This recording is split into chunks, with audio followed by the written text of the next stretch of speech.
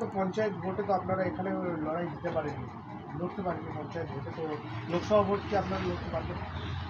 দেখেন, একটা জিনিস হচ্ছে, রক্ষক যখন ভক্ষক হয়ে যায়, যে প্রশাসন দায়িত্ব ছিল আইন শৃঙ্খলাকে ঠিক রাখার, সেই প্রশাসন যখন বিকিয়ে গেল শাসক দলের কাছে, তখন শাসক দলের অত্যাচার বেড়ে গেল, যার ফলে বিরোধীদের এখানে কোনো নমিনেশন করতে দিইনি।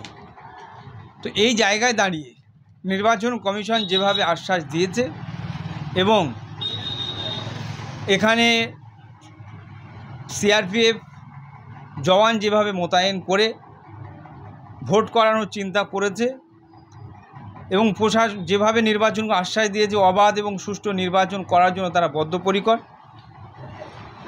আমরা প্রশাসনের উপরে সর্বোচ্চ আমাদের আস্থা আছে। আমরা আশা করি সন্ত্রাস মুক্ত নির্বাচন তারা করবে এবং আমরা অবশ্যই দলগতভাবে লোকসভা নির্বাচন আমরা অবশ্যই করব এবং মানুষের ব্যথা যন্ত্রণা যে লোকসভার পঞ্চায়েত ইলেকশন তারা করতে দিইনি, মানুষকে ভোট দিতে দিইনি, মানুষ মুখিয়ে আছে, তার জবাব এই লোকসভা নির্বাচনে দেবে।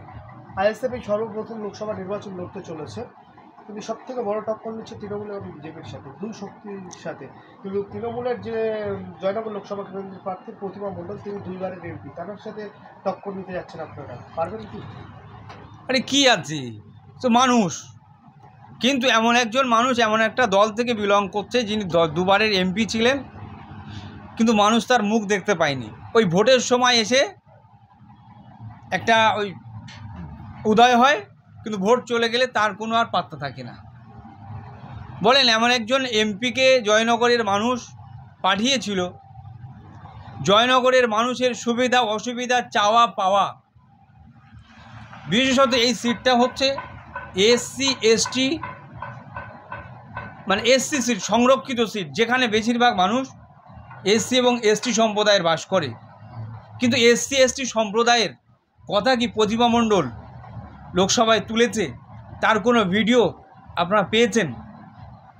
আজকে পরিসংখ্যান যদি আপনারা দেখেন, এই পরিসংখ্যানে দেখলে দেখতে পাবেন এই লোকসভায় যে সমস্ত এমপিরা কথা বলেন মানুষের জন্য, যারা যে স্পিচ দেন, সেই স্পিচের নিরিখে এই জয়নগরের যিনি এমপি ছিলেন তিনি বা এবারে যিনি প্রার্থী হয়েছেন তার পারফরমেন্স সব থেকে তলানিতে। অর্থাৎ জয়নগরের মানুষ যে আশা নিয়ে তাদের কথাকে আইনসভায় পেশ করার জন্য দিয়েছিলেন, সেই কিন্তু জয়নগরের মানুষের কথা সেখানে ওঠেনি।